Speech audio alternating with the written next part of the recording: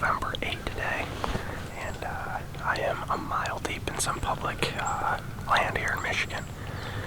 Got up at 4:20 and had over an hour drive into this spot, and then we had the joys of a 1 mile hike back through a swamp. So it was a very sweaty, not super fun morning, but we're back in this set.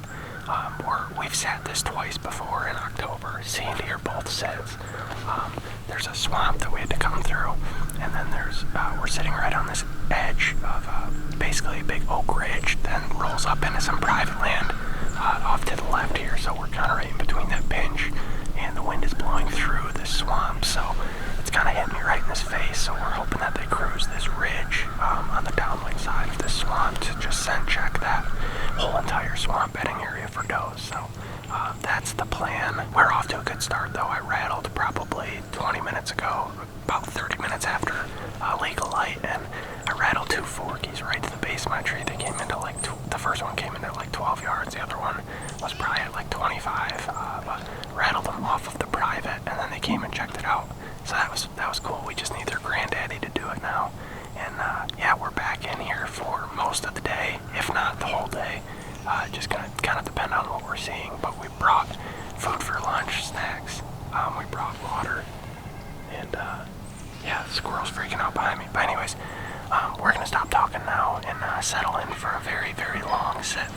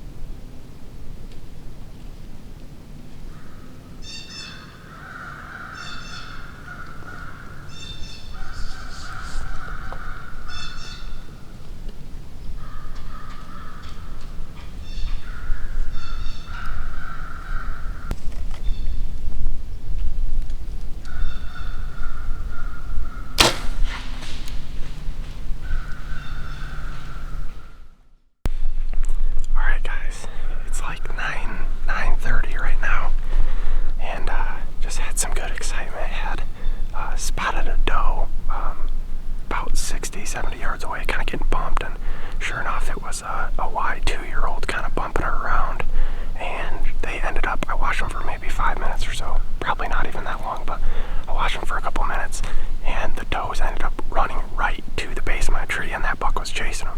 The doe does got to like 7 yards right under me, and she kind of saw me. You should be able to see it in the GoPro like perfectly. And I'm like, all they gotta do is just get past me and keep going that way, and that buck's gonna do the same exact thing, because he was like 40 yards behind her. And I think she got my scent, and she kind of boogied back into the thicket where I first spotted him. Well, that buck kind of hung out at like 50, 60 yards, and I didn't have a shot right away, but I grunted back behind me to try to get him to just circle around and check it out. And he kind of did that. He did a half circle and got to 50 yards, and he stopped, looked the other way, totally broadside, looking back away from me. So I told myself if I had a good shot at 50, a good clean shot, not rushed, no branches or anything, I was going to take it. I shot, and I think I missed right over his back. He dropped pretty good because it was a far shot. And I'm almost positive I whiffed right over the top, but I can see my arrow doesn't look like there's any blood on it, and he just kind of bounded back to keep chasing those does. So he has no idea what happened.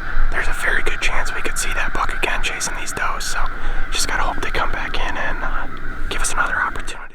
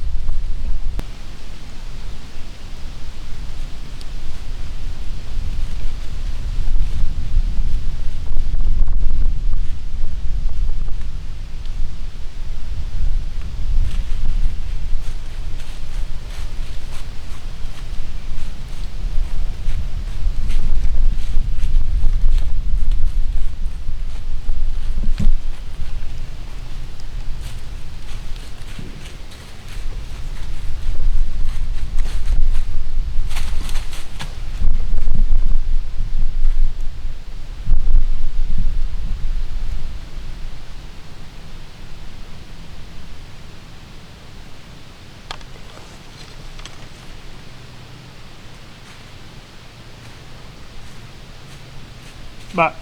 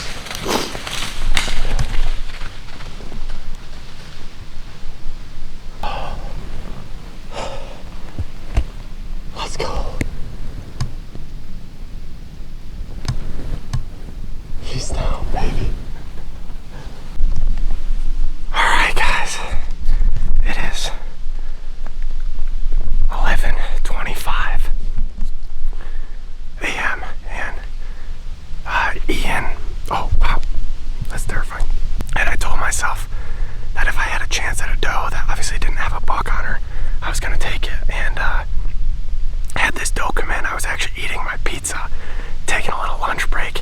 She came in, she got to like 8-9 yards, and I was being an idiot. I should have just zoomed out and shot her right at the base of my tree, but I was trying to stay on her, and every time she'd get in one of my lanes, I'd get ready to draw, and then she'd walk out of it, and I should have just zoomed out, because then I had to keep adjusting the camera. Well, she ended up not liking something. I don't know, she didn't love something, so then she would kind of boogie out to like 55 yards, and then she ended up looping back around and went all the way around the tree. So I'm trying to get my camera arm swung all the way around this thing, because now she's dead behind me.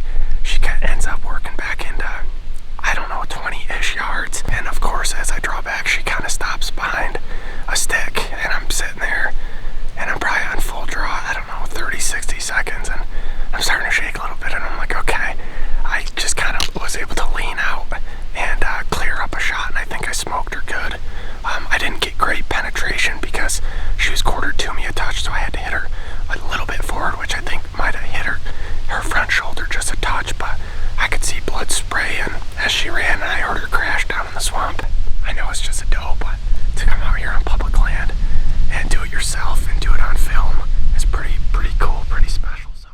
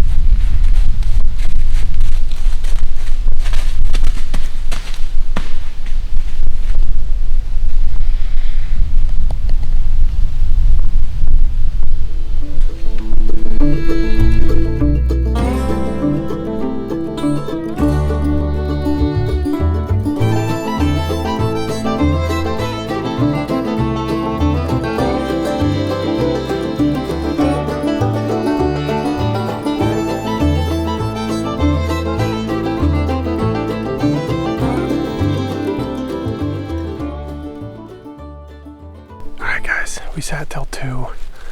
We didn't see anything since 11:45. It was weird. It was like from 10:30 till 11:45 was a hot spot. But anyways, we got down now. This is the spot on impact where I hit that doe. The tree's back behind me, but you can see she's standing right here, and right off the bat there's an absurd amount of blood. So got literally over 1 mile to pack her out of here. So let the fun begin. My arrow did pop off, so that's how much penetration I got. Not much. Half my arrow. Well, rest in peace to this arrow.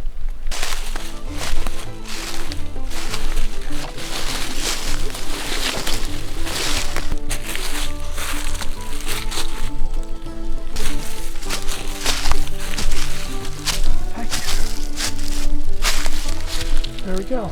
First doe of the year. Look at what that speed brought it to her, dude. Wow, here's a look at the first doe of the year. She's rock solid because I shot her, whatever it was now, 5 hours ago, a while ago, and she died right away. Looks like a 2 or 3 year old mama. Perfect double lung shot. She probably made it just out of sight, maybe 120, probably 100 yards. Beautiful doe. Been trying to take one all season, and this was the first good opportunity, so I'm very, very happy to do so. Other than the fact that this will be the longest place that I'll have had to take a deer out of. This is going to be like 1.1 miles back in here, so we got to figure out if we want to quarter her or if we want to just try to drag her out, but I don't think there's going to be a good solution. So luckily it's like 2:30 right now. We got plenty of time to get her on out of here.